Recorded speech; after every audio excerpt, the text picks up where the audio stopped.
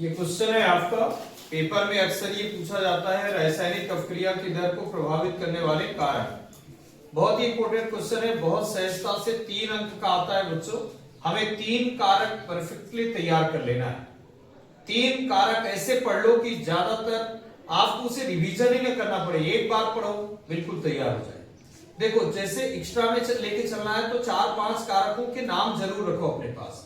जैसे पहला कारक इसमें हो जाता है कारकों का सांद्रण, दूसरा कारक है ताप का प्रभाव, तीसरा कारक आपका आता है क्या, उत्प्रेरक की उपस्थिति, चौथा कारक हो गया विकिरण का प्रभाव, पांचवा है दाब का प्रभाव और छठा होता है आप अवकारकों की प्रकृति भी कर सकते हैं, और सातवां में हो जाता है अवक्रिया का जो क्षेत्रफल है उसमें शिक्षण। द्रव्य अनुपाती क्रिया का नियम कहता है कि किसी भी रासायनिक अवक्रिया की दर अवकारकों के सक्रिय द्रव्यमान या सांद्रण के सीधे समानुपाती होती है।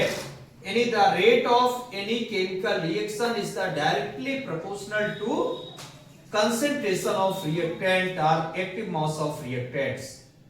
इसका मतलब ये होता है कि किसी भी रासायनिक अवक्रिया की दर अवकारकों के सांद्रण के सीधे समानुपाती होती। मैंने यहाँ ये आपको सांकेतिक सिंबॉलिक फॉर्म में मैंने लिखा है, where R is the rate of reaction and C is the concentration of reactants and N is the number of molecules किसकी, reactants की, यानी number of molecules of reactants।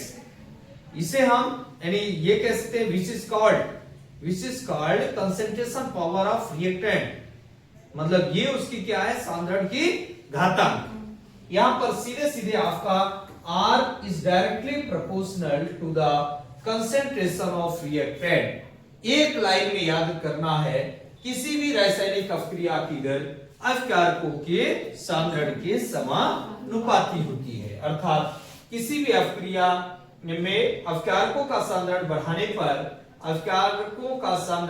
पर अवक्रिया की दर बढ़ जाती है। सिंगल लाइन में याद कर लेना। आप जानते हैं ताप का प्रभाव, ये तो बहुत सरल बात है, आप वैसे भी समझिए।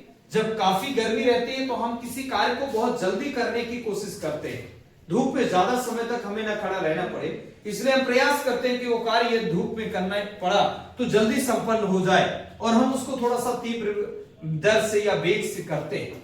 वैसे आपको पता है यदि अवक्रिया में जो रिएक्टेंट्स पार्टिसिपेट हो रहे हैं, स्वाभाविक रूप से यदि उसे टेम्परेचर आप दे देंगे, टेम्परेचर जैसे मिलेगा तो उनकी काइनेटिक एनर्जी में, उनकी गतिज ऊर्जा में क्या हो जाएगी, वृद्धि हो जाएगी, और गतिज ऊर्जा बढ़ेगी तो स्वाभाविक रूप से बहुत कम समय में रिएक्टेंट जो है तो प्रोडक्ट में चेंज हो जाएंगे, अर्थात अवक्रिया की दर बढ़ जाएगी, रेट ऑफ रिएक्शन में इंक्रीज हो जाएगी।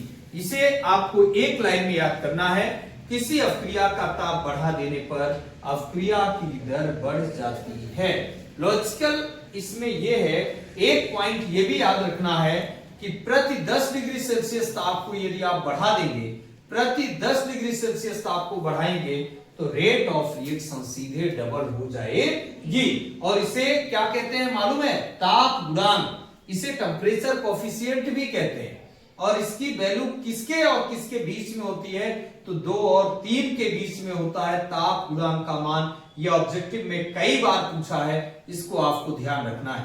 ऑब्जेक्टिव में हर पॉइंट से ऑब्जेक्टिव बन सकता है, ये भी ध्यान रखना है आपको। उसके बाद हम तीसरे पॉइंट में आए तो उत्प्रेरक का प्रभाव लिखा है। पहली बात, आप उत्प्रेरक के बारे में जानते हैं, ऐसे पदार्थ जो किसी रासायनिक अवक्रिया के वेग को, रासायनिक अवक्रिया की दर को चेंज कर देते हैं, परिवर्तित कर देते हैं। परिवर्तित करने की दोनों बातें हो सकती हैं, या तो उस वेग को कम कर देंगे या तो वेग को बढ़ाएंगे, अधिक कर देंगे।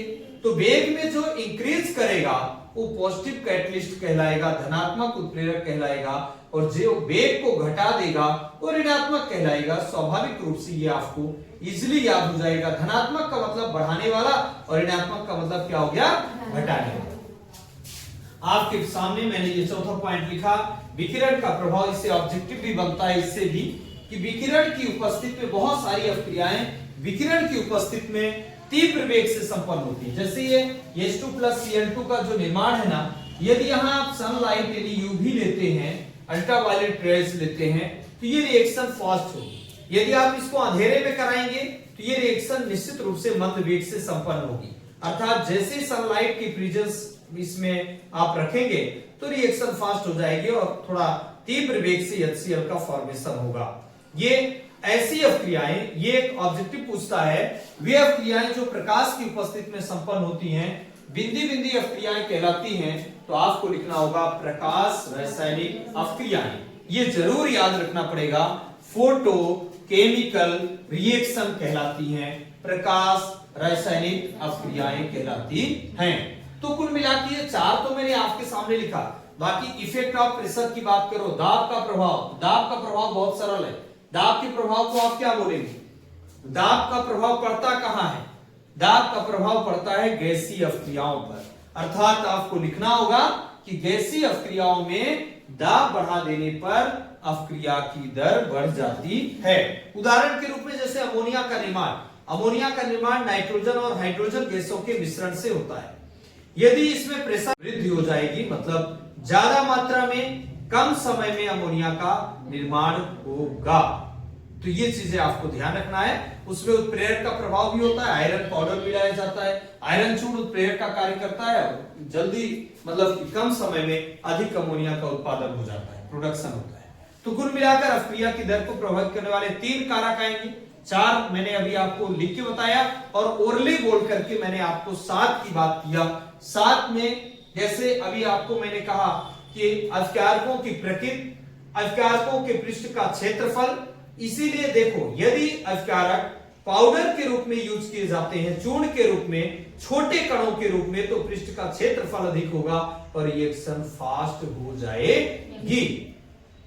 ये आपको पॉइंट्स याद करना है, पेपर में अवश्य आएगा, बहुत सरल क्वेश्चन है, एक बार में याद होगा। एक है आपका पहला याद करना है अवक्रियकों का सांद्रण, दूसरा ताप का प्रभाव, तीसरा आपको याद करना है क्या उत्प्रेरक की उपस्थिति, और उसके बाद जो है तो चौथा याद कर लेना है विकिरण का प्रभाव। और बाकी तो मैंने 3 ओरली बता दिया आपको, पर इनसे ऑब्जेक्टिव भी बनते हैं। ताप गुणांक का मान आपको ध्यान रखना है कि 2 व 3 के बीच होता है। ऐसी अवक्रियाएं जो प्रकाश की उपस्थिति में, विकिरण की उपस्थिति में संपन्न होती हैं, प्रकाश रासायनिक अवक्रियाएं कहलाती हैं। इस तरह से ये आपका क्वेश्चन कंप्लीट हुआ। आप सभी तैयार।